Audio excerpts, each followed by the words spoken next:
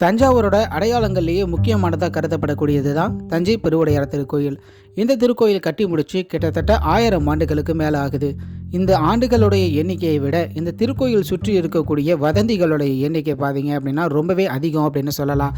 வரவங்க ஒவ்வொருத்தரும் அவங்க அறிஞ்ச விஷயத்தை திரிச்சோ இல்லைனா தெரியாமலோ பல வாரி சொல்லிட்டு போயிடுவாங்க. அதை கேட்டவங்களாம் அதையே நம்பவும் ஆரம்பிச்சிருவாங்க. உதாரணமாக சொல்லணும் அப்படின்னா, இந்த திருக்கோயிலுக்குள்ளார காதலர்கள் வந்தாங்க அப்படின்னா அவங்க பிரிஞ்சிடுவாங்க அப்படின்னு சொல்லுவாங்க. அரசியல்வாதிகள் உள்ளார வந்தாங்க அப்படின்னா அவங்களுக்கு பதவி பறி போயிடும், உயிர் பறி போயிடும்னு ஏகப்பட்ட விஷயங்கள் இங்கே இருக்குங்க. அதில் இருக்கக்கூடிய பொதுவான மக்கள் நம்பக்கூடிய சில விஷயங்களை பற்றி தான் நம்ம இன்றைக்கி பார்க்க போகிறோம். இந்த பதிவுக்கு நீங்கள் கொடுக்குற சப்போர்ட்டை பொறுத்து இது கண்டிப்பாக ஒரு சீரியஸாகவே நம்ம கொண்டு போகலாம் அப்படின்னு இருக்கோம். ஏன்னா ஏகப்பட்ட கதைகள், சுவாரஸ்யமான கதைகள் நமக்காக காத்துக்கிட்டு இருக்கு.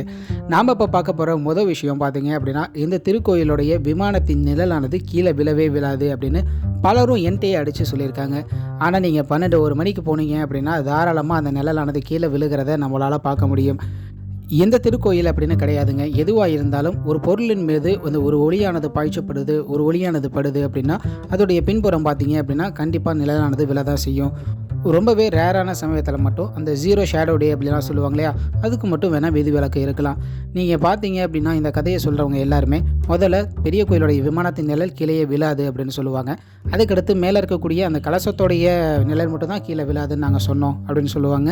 அதுக்கப்புறம் பார்த்தீங்கன்னா தஞ்சை பெருவுடையார் திருக்கோயிலுடைய விமானத்தின் நிழல் பெருவுடையார் கோயிலுக்குள்ளார இருக்கக்கூடிய மதிலுக்கு உட்புறம் மட்டும்தான் விழாதுன்னு நாங்கள் சொன்னோம் அப்படின்னு பிரித்து பல பேர் பல விதமாக அந்த கதை சொல்லுவாங்க. ஆனால் அவங்க எல்லாருக்குமே ஆணித்தனமாக நம்ம சொல்கிற ஒரு விஷயம் அப்படின்னா நிழல் கீழே விழும்.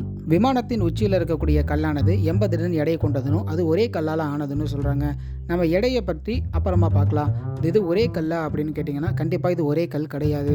இது முழுக்க பார்த்தீங்க அப்படின்னா பழைய சின்ன சின்ன கற்களை கொண்டு கட்டப்பட்ட ஒரு அமைப்பு. இப்போ நம்ம பார்க்க போகிற ஒரு விஷயம் பார்த்திங்கன்னா ரொம்பவே சுவையான ஒரு விஷயம் அப்படின்னு சொல்லலாம். தஞ்சாவூர் பெரிய கோயிலுடைய நந்தியானது மிகப்பெரிய அளவில் வளர்ந்துக்கிட்டு இருக்குது அப்படிங்கிற ஒரு கதை தான். அதாவது ராஜராஜனுடைய காலத்தில் பார்த்தீங்க அப்படின்னா ஒரே கல்லாலான மிகப்பெரிய ஒரு நந்தியை செஞ்சதாகவும் அதுக்குள்ளார தேரை இருந்தது போன்ற காரணங்களால் அதை அவங்க விளக்கிட்டாங்க அப்படின்னும் வேறு ஒரு நந்தி ஒன்று செஞ்சு வச்சாங்க அப்படின்னு சொல்லுவாங்க. இந்த நந்தியானது வளர்ந்துக்கிட்டே இருக்கான். தினமும் பார்த்தீங்க அப்படின்னா இரவு நட சாத்தினதுக்கப்புறம் சுற்றி இருக்கக்கூடிய புல் மரங்களில் இருக்கக்கூடிய இலைத்தலைகள் எல்லாம் சாப்பிட்டு அந்த நந்தி வளர்ந்துக்கிட்டே இருக்குது அப்படின்னு சொல்லியிருக்காங்க. இந்த நந்தி வளர்ந்து நந்தி மண்டபத்தோடைய உயரத்தை தொட்டுச்சு அப்படின்னா பூமியானது அழிஞ்சிடும் அப்படின்னு ஒரு சிலர் சொல்கிறாங்க. இது மாதிரியான நிறைய கதைகள் இந்த நந்தி மண்டபத்தை சுற்றியும் நந்தியை சுற்றியும் இருக்குது.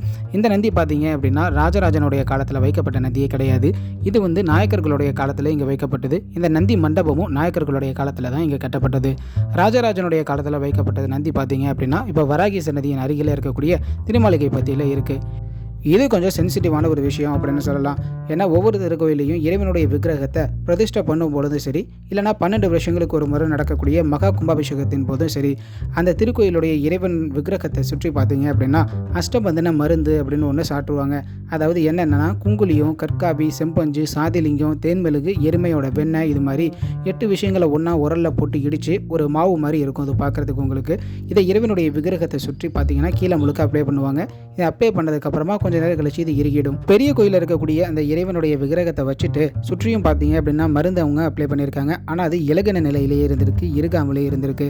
இதனால் கவலையடைந்த மன்னன் பார்த்தீங்க அப்படின்னா போகர் அப்படிங்கிறவரை சித்தர்கிட்ட கேட்டதாகவும் அவர் கருவூர் தேவரால் மட்டும்தான் இது சரி பண்ண முடியும் அப்படின்னு சொன்னதாகவும் கருவூர் தேவர் தம்முடைய வாய் தாம்பூலத்தை வைத்து அந்த மருந்தில் இட்டு அது மூலியமாக அது இருக்குனதாகவும் சொல்லுவாங்க. இதில் நிறைய முரண்பாடுகள் இருக்குது. பொதுவாக பார்த்தீங்க அப்படின்னா இந்த கருவூர் தேவரை ராஜராஜனுடைய குரு அப்படின்னு சொல்லுவாங்க. ஆனால் ராஜராஜனுடைய ராஜகுருவாக விளங்கியவர் பார்த்தீங்க அப்படின்னா சர்வசிவ பண்டிதர் அப்படிங்கிறவர் தான். இதை அங்கங்கே இருக்கக்கூடிய கல்வெட்டுகள் மூலியமாகவே நம்மளால் தெரிஞ்சுக்க முடியும். கருவூர் தேவர் தான் அஷ்டபந்தனமிட உதவினார் அப்படின்னு சொல்கிறது பார்த்தீங்கன்னா கருவூர் மான்மியம் அப்படிங்கிற ஒரு வடநூல். இது பார்த்தீங்க அப்படின்னா கிட்டத்தட்ட 16வது நூற்றாண்டு சேர்ந்த ஒரு நூல். இந்த நூலை ஆதாரமாக வச்சு தான் இங்கே மாதிரி கருவூர் தேவர் தான் இந்த லிங்கத்தை பரிசீலனை பண்ணுறதுக்கு உதவினார் அப்படின்னு சொல்கிறாங்க.